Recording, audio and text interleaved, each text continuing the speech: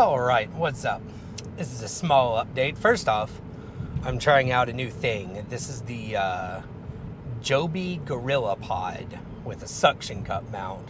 Got it stuck to my windshield. So far I like it. I wanted something for the auction that I could bring with me, like, because I've got like I had the GoPro Shorty, then I bought like the Uvanzi version of the GoPro Shorty. Because my Shorty was starting to honestly like wear out, like it wouldn't stay, fully what's the opposite of retracted? Extended. It wouldn't stay fully extended. The weight from the camera would kind of push it down. So I grabbed a cheap Uvanzi one, which seems fine. But that's what I was using. But the problem with that is when I get in a car at the auction, I don't really have anywhere to put the camera. Like, if you watch one of a couple of videos ago, the day that the auction trip where I ended up buying the Mazdaspeed3, I test drove a Civic Si, but I had to just kind of like, first I was holding the camera in my hands, and then I just kind of set it in the seat, and it's just not great. So with this, it's they make a bunch of the Gorillapod ones, which have like these like kind of beads that you can flex around and set them up however you want. But this is the small one that's made for action cameras. I'm hitting a bunch of bumps and it seems to be pretty good.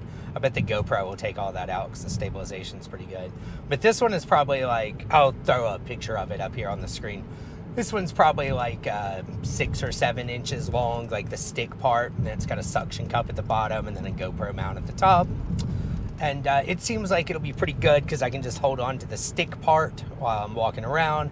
Then once I get in the car, I can stick it to the window and you can see me actually driving it as opposed to seeing like the dash like it was on the Civic Si video. So I got that going for me. I've been working on the Mazdaspeed. I ordered a Cobb access port for it, and that came in yesterday. And then I ordered a custom tune from Freak Tune for it. And I'm waiting on that. I had a leak that I could not find in the left front tire, the driver's side front tire. I kept spraying it with soapy water and I couldn't get it to work. Like there are no bubbles, Finally today I pulled it in again and I noticed a crack on the back side of the rim. So sure enough, that was where my tire leak was. So shout out to Wheelworks here in Memphis. I took my wheel there at about 10 o'clock this morning, and it's currently 2:40. And they called me about 20 minutes ago and said my wheel's ready. Charged me $150, which is still significantly cheaper than an 18-inch Enkei wheel. So that works for me.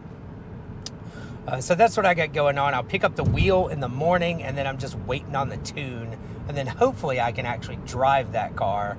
And next week when I go to the auction, I'll have what I think is going to end up being a better solution for GoPro camera mounting. So I'll have an update on something soon.